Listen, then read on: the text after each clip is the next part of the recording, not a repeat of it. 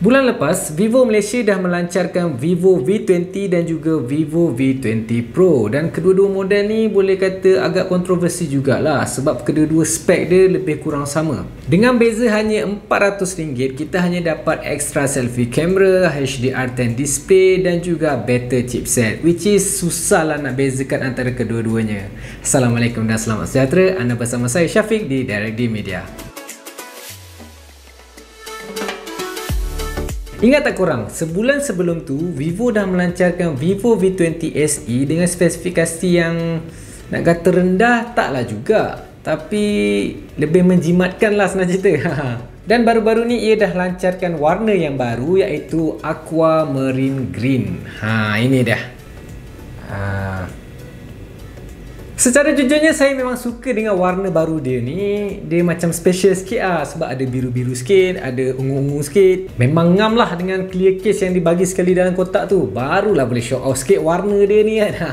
Tapi kalau korang tak minat yang fancy-fancy macam ni, masih ada pilihan warna yang lain iaitu Oxygen Blue dan juga Gravity Black. Compare dengan V20 dan V20 Pro, V20 SE ni lebih tertumpu kepada mereka yang bajet dia lebih kurang dalam 1000 plus minus macam tu, dan spesifikasi yang diorang dapat pula saya boleh kata berbaloi lah. Saya tahu mesti ada yang cakap dalam bajet macam ni mesti boleh dapat smartphone yang lebih worth it lah, macam Realme ataupun apa, Poco, lebih kurang macam tu lah. Tapi kita tolak tepi dulu dan kita fokuskan kepada Vivo V20 SE. Sebab kita kena tahu setiap smartphone tu ada kelebihan dan kekurangan masing-masing. Dan samalah juga cerita dia macam ada certain smartphone tu yang harga dia mahal tapi dijual tanpa power adapter dan still orang beli juga.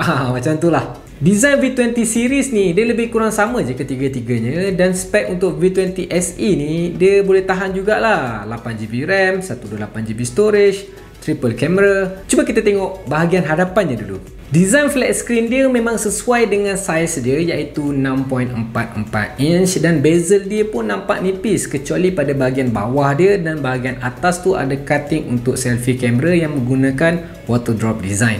Dan siapa sangka skrin dia ni menggunakan AMOLED. Berbeza dengan V20 Pro. V20 Pro ada HDR10 tapi yang ni tak ada, but still AMOLED.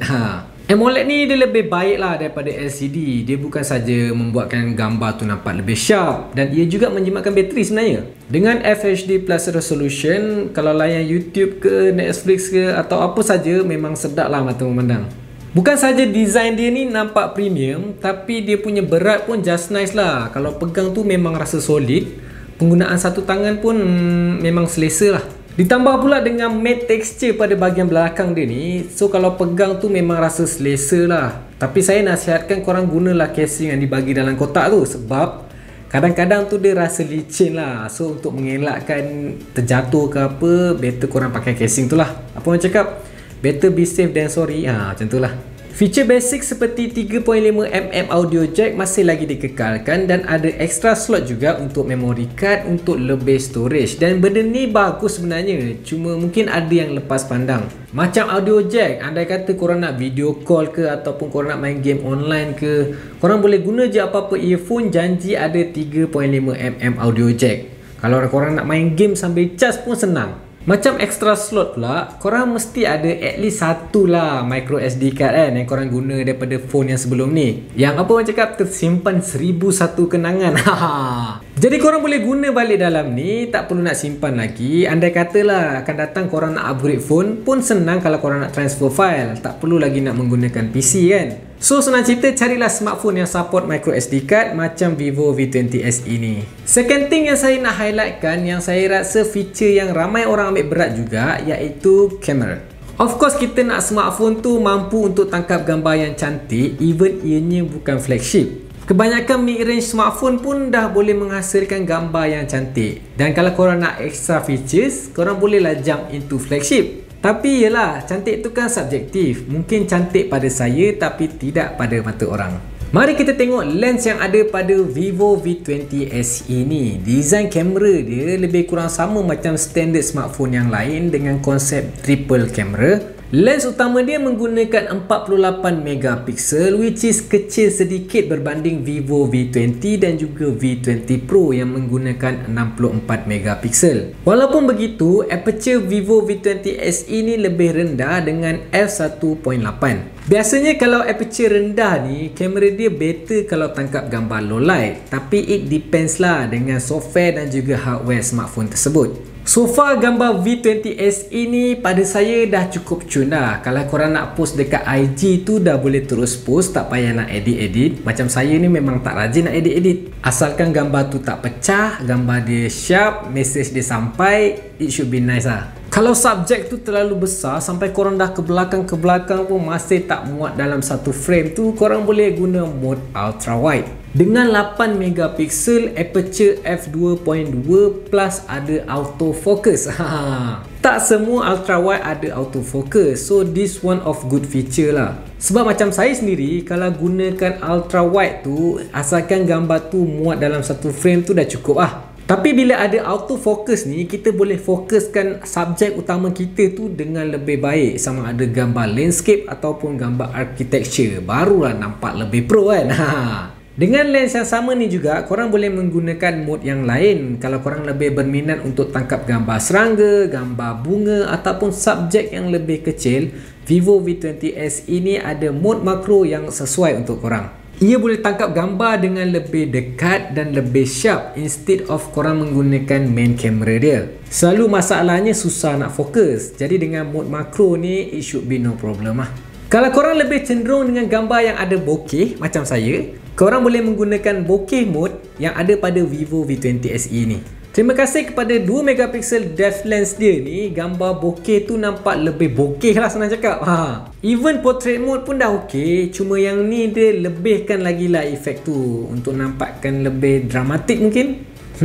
I don't know, but saya harap lah satu hari nanti teknologi depth lens ataupun macro lens yang ada pada mobile smartphone ni dia boleh improve drastically. Sebab susah tau nak compare hasil gambar last year dengan this year untuk aspek ni. So harap-harap improve lah Dia ada lagi kamera features yang lain macam panorama, time-lapse, slow-mo. Kalau korang nak nampak pro, korang boleh gunakan pro mode. Korang boleh adjust white balance, aperture, ISO mengikut kehendak korang. Mana tahu lebih cantik. Satu yang saya nak puji ialah selfie kamera dia memang terbaik. Saya bukanlah kaki selfie, tapi bagi saya ianya dah cukup baik dah. Setiap sudut muka tu boleh nampak cun.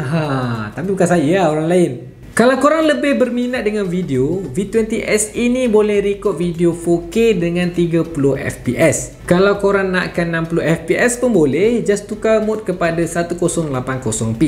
Video yang dia hasilkan pun tak menghampakan, tak adalah teruk sangat macam 3GP.